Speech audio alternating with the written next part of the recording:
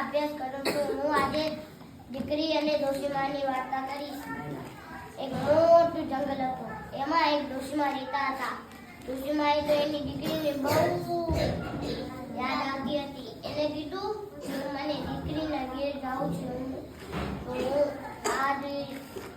પછી ડોશીમાએ તો હાલ્યા ગયા, બધા પેક કરીને હાલ્યા ગયા જંગલમાં.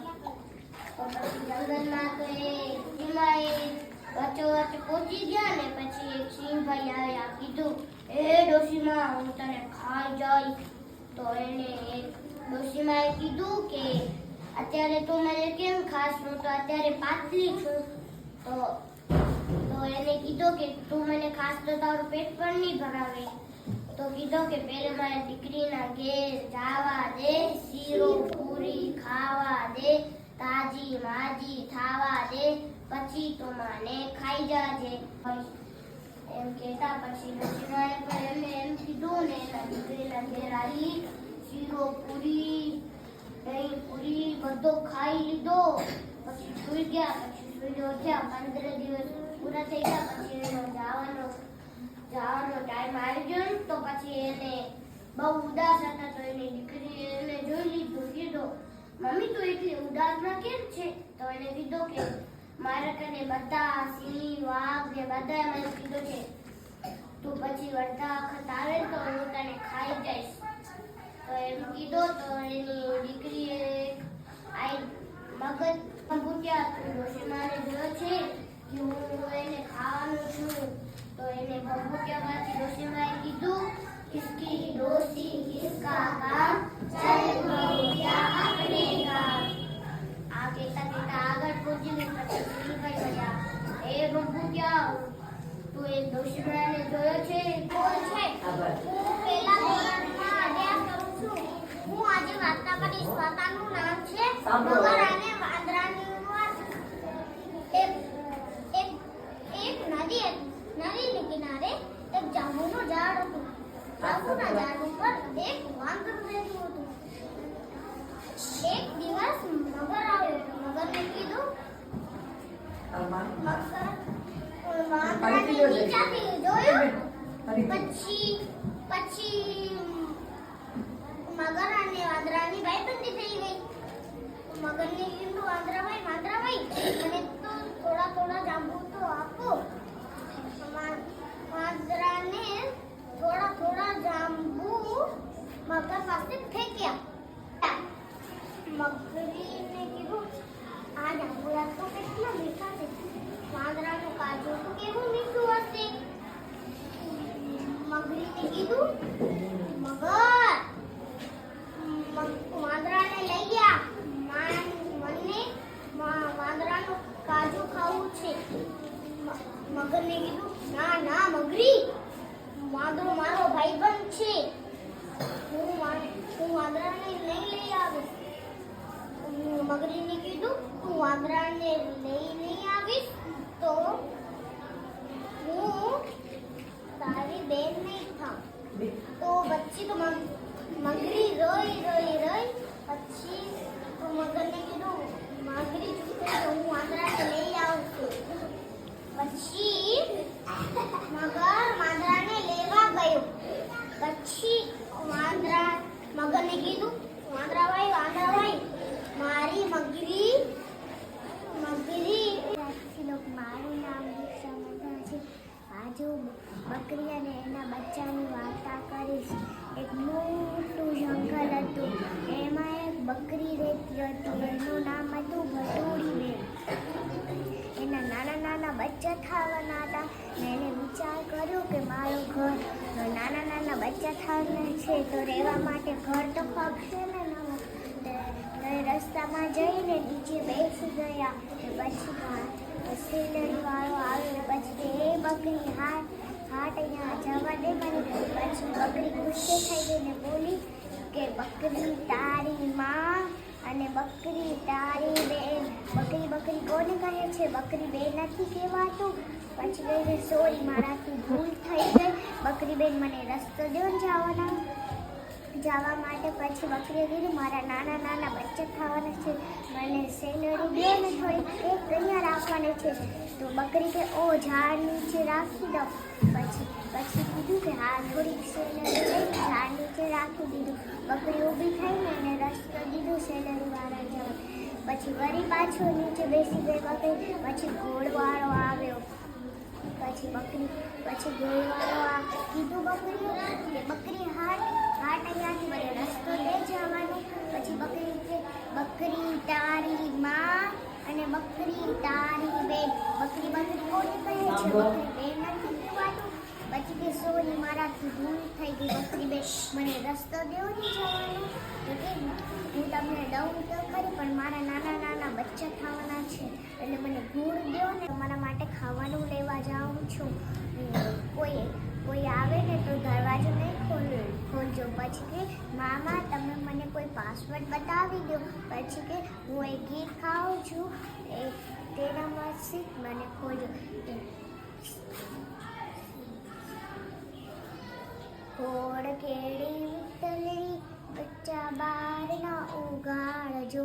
ઘોડ કેડી વિતલડી બચ્ચા બાર ના ઉગાડજો. પછી કે આમાં પછી બકરી હારી જાય છે ઘાસ લેવા માટે. બચ્ચા દરવાજો બંધ કરી જાય છે. પછી સિંહભાઈ આવે છે કે બકરીના મસ્ત નાના નાના બચ્ચા ખાય. પછી કહે છે બચ્ચા દરવાજો ખોલો તમારી માં છું. પછી કે તમે મારી માં છો તો ગીત ગાઓ.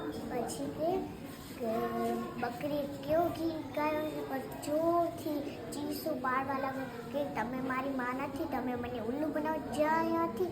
પછી જરાવાર વાર જોઈ સિંહભાઈએ ન આવ્યા. બચ્ચા હાલ્યા ગયા. પછી આવ્યો રીંછભાઈ. પછી કીધું બચ્ચા દરવાજો ખોલો હું તમારી માં છું. પછી કીધું કે તમે મારી માં છો તો ગીત ગા. વળી પાછો ચીસું પાડવા લાગ્યા રીંછભાઈ. પછી કીધું તમે મારી માં નથી, તમે ભાગો અહીંયાથી, મને ઉલ્લુ બનાવો છો. પછી જરાવાર વાટ જોઈ રીંછભાઈ ના આવ્યા તો હાલ્યા ગયા. પછી સાંજ થઈ એમની માં આવી બકરી. પછી કીધું બચ્ચા દરવાજો ખોલો હું તમારી માં છું. પછી બચ્ચા કે તમે મારી માં છો તો ગીત ગાઓ. પછી ઘોડ કેડી વિતલડી બચ્ચા બાર ના ઉગાડજો. ઘોડ કેડી વિતલડી બચ્ચા બાર ના ઉગાડજો. પછી દરવાજો ખોલી લીધું.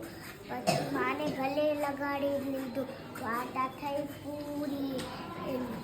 વાર્તાની શીખવા મળે કે કોઈ અંજાન વ્યક્તિ આવે તો પાસવર્ડ રાખી દેવાનું પોતાની પાસે. એક મોટું જંગલ હતું.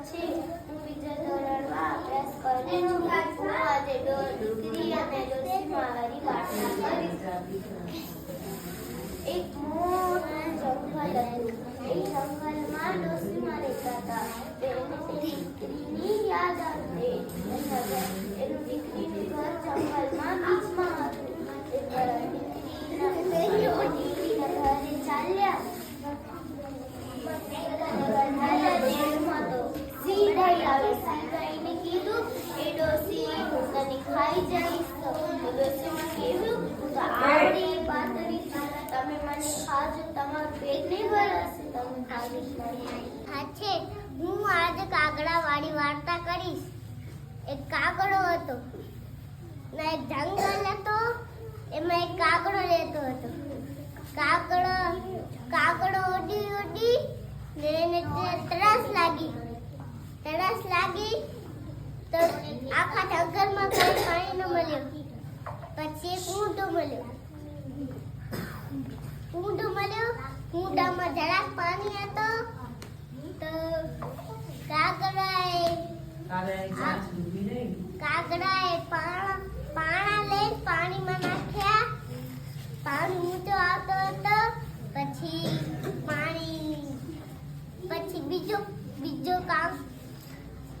બીજો પાણો નાખ્યો તો વળી ઊંચો આવ્યો પાણી. પછી બીજું નાખ્યો તો વળી આવ્યો. પછી એમ કરતા પછી પાણી પી ને ઉડી ગયો. હું કાગડાની વાર્તા કરી. એક મોટું જંગલ હતું. એમાં એક કાગડો રહેતો હતો. એ કાગડો ઉડતો ઉડતો ઉડતો અને તરસ લાગી. કૂવામાં પાણી છે. એને બહુ તરસ લાગી તો પાણી પીવા ગયું.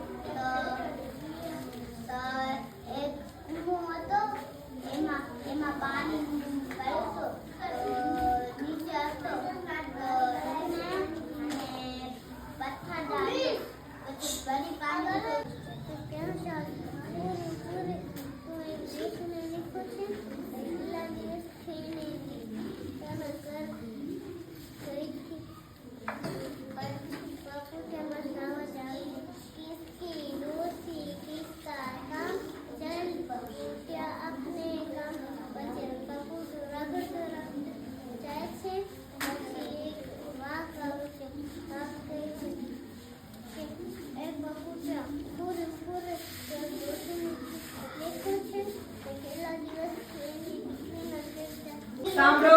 આલિયા બાનુ છે. હું પહેલા ધોરણમાં ભણું છું. હું આજે કામદેવની વાર્તા કરીશ. એક મોટું જંગલ હતું. એમાં એક કાગડો રહેતો હતો. એને બહુ તરસ લાગી હતી. પાણી પીવા ગયો. તરસ લાગી ગઈ. ઊંધા ચાલી ગયા. એક કૂવા મળ્યો. કૂવામાં પાણી જરાક હતા. કુંજો હતો. કુંજમાં જરાક પાણી હતા. આજુબાજુ ભેગા એક કાકડી મળી. કાકડી કે એક ખરા પાણી મંડાલા. કાકડી કે આમ આમ કરતા કરતા પાણી ઉપર આવી ગયા. फिर पानी पी ले. फिर घर चले. मानी बाकी है. पहला जो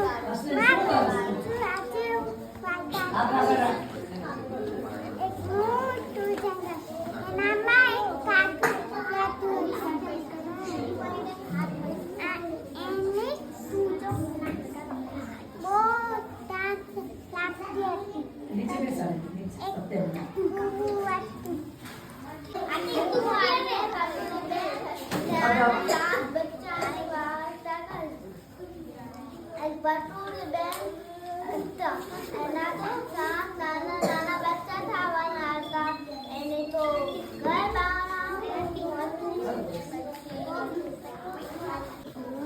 પહેલા ધોરણમાં અભ્યાસ કરું છું. એક મોટું જંગલ. સાંભળો. એમાં એક કાગડો રહેતો હતો. એનો ખૂબ પ્રેમ લાગ્યો. ઉડતો ઉડતો ગયો. એમાં કૂવો. એમાં પાણી તો નાનું હતું. આ પથ્થરના એક નાખ્યો તો ઊંચો આવ્યો. બીજો નાખ્યો તો ઊંચો આવ્યો. બીજો નાખ્યો પછી હું પહેલી ધોરણમાં ભણું છું. એક બિલાડી દાદી થાળી ભરવા ગઈ. નાગરના મોંમાં આવી જતો. નાગર બિલાડી ખાઈ ગઈ.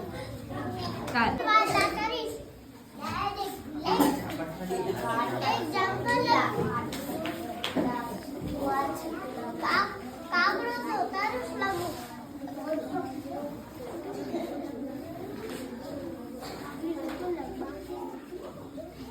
કાગડાને ઉલટો જાતે ગયો તો પાણી પીધું. એની દીકરી ઘરે પહોંચી ગયા. પછી એને વાઘ ગયો. તમે ખાઈ જઈશ. તો ડોશીમાં કહે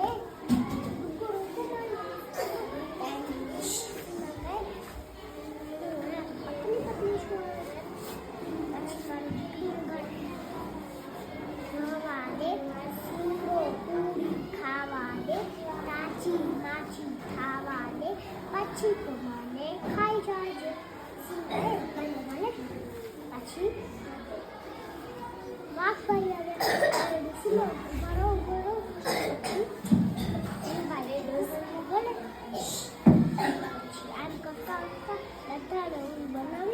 પહોંચી ગયા ઘરે પછી અમે